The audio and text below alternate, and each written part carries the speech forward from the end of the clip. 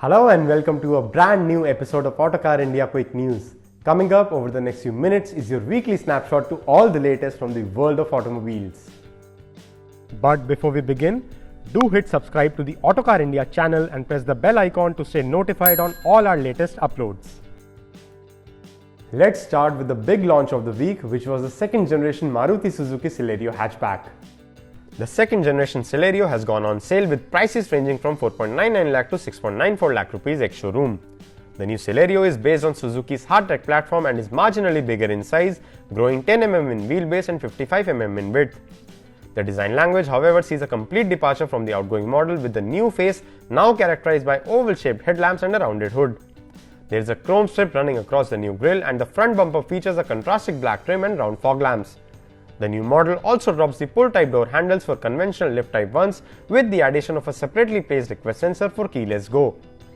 The new Celerio does see an upgrade to 15-inch alloy wheels on top versions. A rounded tail end completes the look. On the inside, the new Celerio sports an all-black theme with Suzuki's familiar 7-inch Smart Play Studio touchscreen infotainment system taking center stage on the dashboard. Top-spec versions also get power windows for all doors, push-button start-stop, electronically adjustable mirrors and driver's seat height adjust. Safety features include dual airbags, ABS with EBD and hill hold assist for AMT variants. Under the hood is Suzuki's new K10C dual-jet 1-litre 3-cylinder engine that also packs an idle start-stop system. The engine produces 67 horsepower and 89 Nm of peak torque. It comes mated to a 5-speed manual or AMT drivetrain options. Interestingly, the new Celerio stakes claim to the title of India's most fuel-efficient petrol car with an ARAI certified figure of 26.68 kpl for the VXI AMT trim. In some heartening news for the safety movement in the country, there's a new entry on the list of 5-star Global NCAP cars in India. Mahindra's all-new XUV700 has aced its Global NCAP crash test and has received a full 5-star safety rating by the automotive safety watchdog. The SUV received 5 stars for adult occupant protection and 4 stars for child safety in the frontal offset test conducted at a speed of 64 km/h. The XUV700 with standard dual airbags scored 16.03 points out of 17 for adult occupant safety and 41.66 out of 49 for child occupant safety. The scores make the XUV700 the highest rated Indian car tested by Global NCAP so far. The Mahindra XUV700 was adjudged to offer good protection to the driver's and passenger's head, neck, chest and knees, and the body shell and footwell area too were rated as stable and capable of withstanding further loadings. Global NCAP also subjected the XUV700 to a side impact crash test. In the run-up to the Slavia's full unveil on November 18th, Skoda has released teasers of its upcoming sedan's interior. Sketches of the interior suggest a layout similar to what we've seen on the larger Octavia. Among the details of note inside are Skoda's new 2-spoke steering wheel, a 10-inch touchscreen infotainment system at the center underlined by sleek AC vents and a brushed aluminum insert running across the dashboard. The sketches also hint at a digital instrument cluster for the Slavia.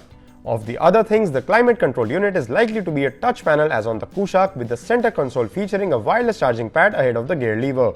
Cruise control will be on offer, while top-spec versions of the Slavia are confirmed to get 6 airbags. The Slavia will be the widest car in the mid-size segment and the one with the longest wheelbase too, and the promises of class-leading space. Volvo has completely moved away from diesels in India with the launch of the XC90 petrol mild hybrid SUV. Volvo has launched its flagship SUV, the XC90, in a petrol mild hybrid form priced at 89.9 lakh rupees ex-showroom. This version replaces the erstwhile 2-litre diesel engine on this SUV, completing Volvo's transition from diesel to petrol-only models in India.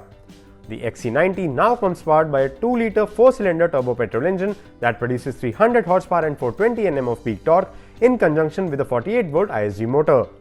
While it develops 65 horsepower more than the outgoing diesel, torque is lower by 60 Nm. The engine comes mated to an 8-speed automatic transmission with all-wheel drive as standard. There are absolutely no design or feature updates with this latest introduction. Porsche has launched the Macan facelift in India priced at 83.21 lakh rupees ex-showroom. The updated SUV receives subtle styling changes including a reshaped front grille with a body-colored inlay, new LED headlights and larger wheels. There is a revised rear diffuser too, and the GT trim also gets an array of black sporty trim elements. The interior sees a major overhaul with a redesigned center console, a 10.9-inch touchscreen infotainment system and a touch-sensitive panel replacing the physical buttons around the gear lever.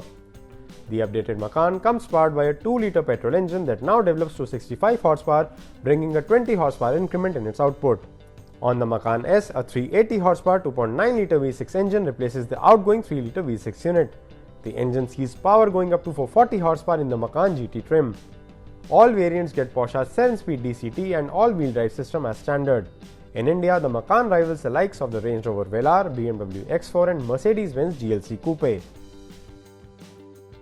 Porsche has also launched the all-electric Taycan in India with prices starting at 1.5 crore rupees ex-showroom.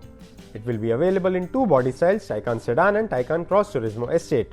The Taycan shares its underpinnings with Audi's e-tron and is a 4-door coupe just like the Porsche Panamera.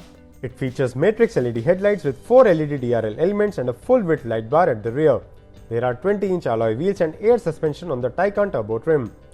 On the inside, it gets 4 screens up front, including a 10.9-inch touchscreen infotainment system and touch-sensitive panels instead of physical buttons. While the standard Taycan is a rear-wheel drive only model, other trims get a dual motor setup. Power output ranges from 408 horsepower in the rear-wheel drive Taycan to 761 horsepower in the top-end Turbo S trim, making it the most powerful EV on sale in the country.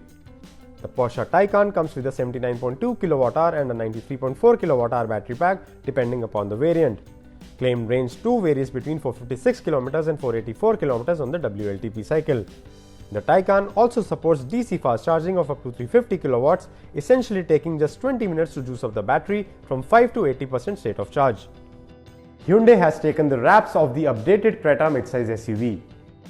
Hyundai has unveiled the Creta facelift for the Indonesian market, with the SUV getting a new parametric grille stretching across the entire width of the car and also incorporating the LED DRLs. The headlights too have been placed lower into the bumper and are more rectangular than the outgoing model. The rear gets sharper looking taillights and a reprofiled boot lid. On the inside, the updated Creta for the Indonesian market gets a 10.25-inch digital instrument cluster, likely to make its way into the Indian model as well. The highlight on the refreshed model is a suite of ADAS features that include blind spot detection, lane keep assist and adaptive cruise control among others. While the India spec Creta will likely get most of the design and feature updates when it arrives in second half of 2022, it will continue to be powered by 3 engine options. Doing duty will be the same 1.5-litre petrol and diesel mills and a 1.4-litre turbocharged petrol engine. 6-speed manual, torque converter automatic, a CVT and DCT drivetrain options will continue to remain on offer too. Honda has finally showcased its future midsize SUV concept, the RS Concept SUV, which will see a 5-seater crossover set below the HR-V in the brand's global lineup. It will give birth to the smallest SUV in Honda's portfolio, with length likely being under the 4.3-meter mark. The concept features angular wraparound headlamps with a neatly blending grille into the front bumper, which gets a forged skid plate and vertical slats for the fog lamps. The RS Concept SUV gets design cues such as a tapering roofline and an angular tailgate design. It also gets a prominent shoulder line and chunky body cladding on the lower part of the doors and wheel arches. The rear is marked by slim LED tail lamps connected by a fog light bar. While Honda has not announced engine or powertrain details for the RS Concept SUV, it is likely to get a 1.5-litre iVTEC petrol engine paired with Honda's eHEV mild hybrid technology. Transmission options could include a 5-speed manual or CVT drivetrain. Coming to two-wheelers now, Ducati has taken the wraps of the new Streetfighter V2. Ducati has unveiled the new Streetfighter V2 based on the Panigale V2 and could be launched in India in a few months. The motorcycle gets a muscular fuel tank, radiator shrouds and a short tail. It rides on Pirelli Diablo Rosso 4 tires. The Streetfighter V2 comes powered by a 955cc Super Quattro twin-cylinder engine that produces 153 horsepower and 101.5 Nm of peak torque. The engine comes mated to a 6-speed gearbox and safety kit includes ABS, traction control and 3 power modes, high, medium and low. Ducati has also launched the updated BS6 Hypermotard 950 in India, priced at 12.99 lakh rupees ex-showroom.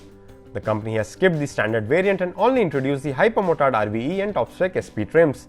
While the top-spec Hypermotard 950 SP trim now features a new paint scheme inspired by MotoGP, the RVE gets a special graffiti livery inspired by the Hypermotard 950 concept. A fully adjustable Öhlins suspension comes standard on both trims.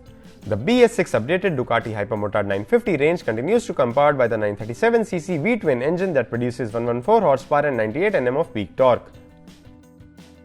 And that's all the news we have this week. Thank you very much for watching. See you again next week with more news and more scoops from the exciting world of automobiles. Till then, keep enjoying Autocar India.